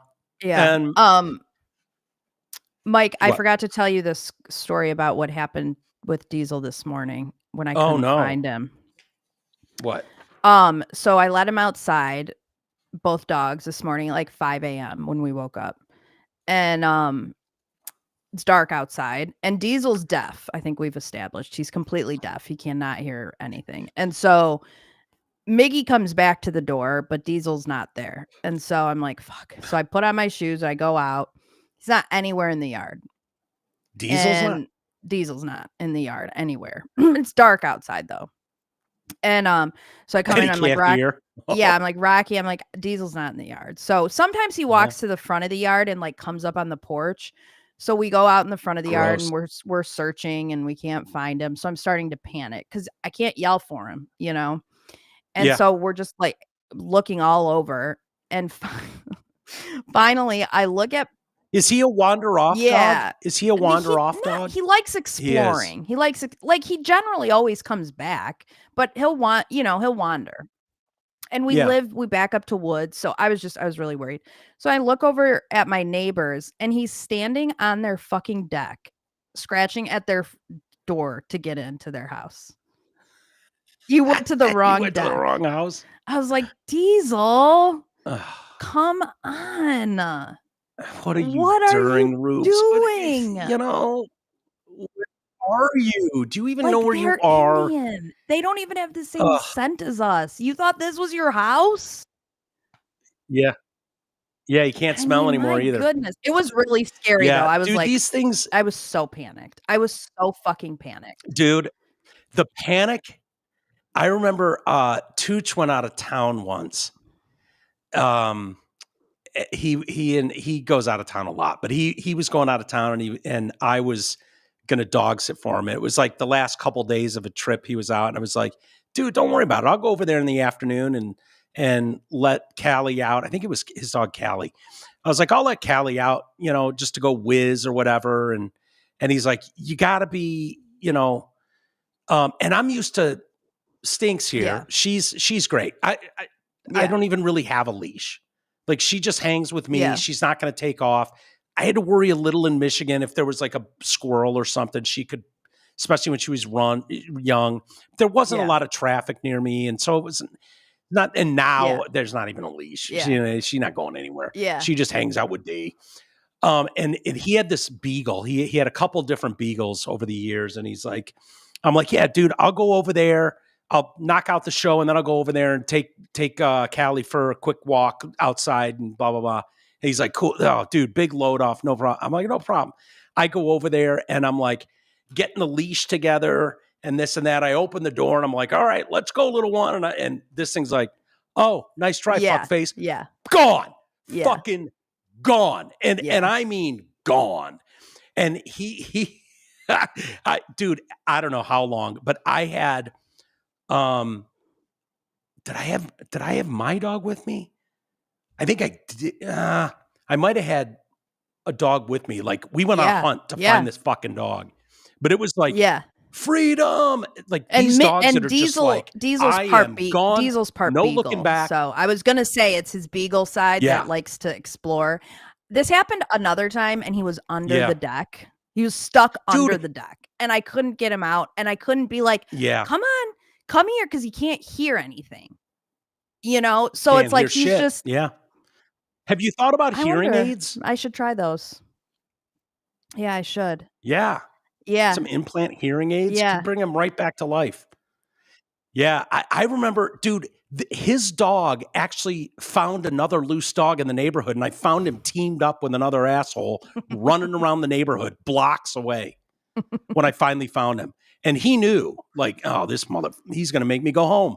Yeah. I know he is. He's got treats. I see he's got treats, but I know it's a scam. Yeah. He's going to pick me up and he's going to put me on lockdown. Yeah. Which I did. Yeah. But it sucked trying to corral this thing. And he found a fucking rebel outcast piece of shit parented dog in the neighborhood and ran wild. God knows what he did. It's like that dog while he was out on last year that my sister knew the owners of, and their husky got out and was hanging out with a wolf, or not a wolf, a coyote. Yeah. I've seen on trail cams with a coyote. Dude, the trail cams. It's so the awesome. trail cams of them just like on their own, just like living their best holy life. Shit. I found someone like me out in the wild. That's crazy. Yeah, it's fantastic. It's fantastic. All right, Ames, let's call it a day. My phone's blowing up. Hey, we'll do. You know what? Let me do some of this read real quick. I forgot because we got a member show tomorrow. It's all going by so fast because we had a short week. Deer Lake Athletic Club in Clarkston has a full gym, fitness classes, 3 pools, swim lessons, tennis, pickleball, and more. They offer summer memberships from Memorial Day last weekend all the way through Labor Day with the poolside grill open for summer too. Register now for Kids Summer Day Camp starts June 9th. The backcourt restaurant inside the Deer Lake Athletic Club is open to the public with the weekly dinner specials, kids meals for $5 on Thursdays, live entertainment on the weekend. Visit their website, deerlakeathletic.club.com for more info about the club, the restaurant, the banquet center, the whole thing. We should try to meet up there. Yeah, sure. Or something when I come to town. You think you could do that? Would you be interested in doing that? I sure could. We'd have to pick a day. I don't know if anyone would give a shit to meet up with us, but maybe we could do that. I'm sure they would love to see us. Why don't you pick a day? You pick a day, Mike. And we'll try to put some. Yeah, I mean, we could always do like a Thursday, a Friday. I don't know. Let's mull it around. I know there's a couple people that would like to meet up. That might be a hike for some, but if you want to come hang out with Amy and I, it'd be kind of last minute. Maybe we'll do that. Sounds good. I don't know. We'll mull it about. We'll talk about it. Also, this part of the show is brought to you by your insurance expert. Are you paying too much for health insurance? Are you uninsured? Health insurance can be very, very confusing. Nick Matthews from Your Insurance Expert is an expert in health insurance, life, Medicare supplements, so you don't have to be. Call Nick at 248-914-1173. And then I will go out on this email. I told you not. So Cash Patel, I was saying I was disappointed in Cash Patel. I told you not to trust that turd. Where's my apology? I'm sorry. Here's the thing. And I don't want to speak for you, Amy. I'm willing to give these guys more than 130 days. Yeah, of course. I don't expect. I'm not going to rule out Pam Bondi, Dan Bongino, Cash Patel after 130 days, whatever it's been. At all. But, I'm also not in a cult. So I can absolutely say like, I'm going to need a lot more than your word on, Jeff Epstein killed himself. Like, that's just not going to fly. I hope these guys go hard in the paint after some stuff. I hope there are some arrests. I will be very disappointed if these guys don't get some serious shit done when they're there, What do you think's going on? I don't know. With those guys, do you think do you fear that the truth is much worse than even they would have known? That it's so fucking corrupt that I think it's. I don't think that there's all this information sitting around that's going to lead us to any answers. So I think what's available, they're saying, this is what happened based on what's available. I think it's a fool's errand to think that people in power left crumbs for you to find. I know some people are saying, hey, you don't know, Dan Bongino could go in there with all the gung-ho and these guys were coming in, and because Cash famously said, like, day one, I'm turning the FBI, into whatever field office in DC, they're into a museum, and I'm sending these guys out, getting them out of DC, and they're going to go do cop work. They're going to be boots on the ground doing, and that I anytime someone running for office says it day one, like, I don't give a shit. I don't expect anybody to get anything done on day one. I understand as an adult what that means. It basically means it's a priority that I don't expect any of them, no matter what their affiliation is. I don't expect them to fix everything day one.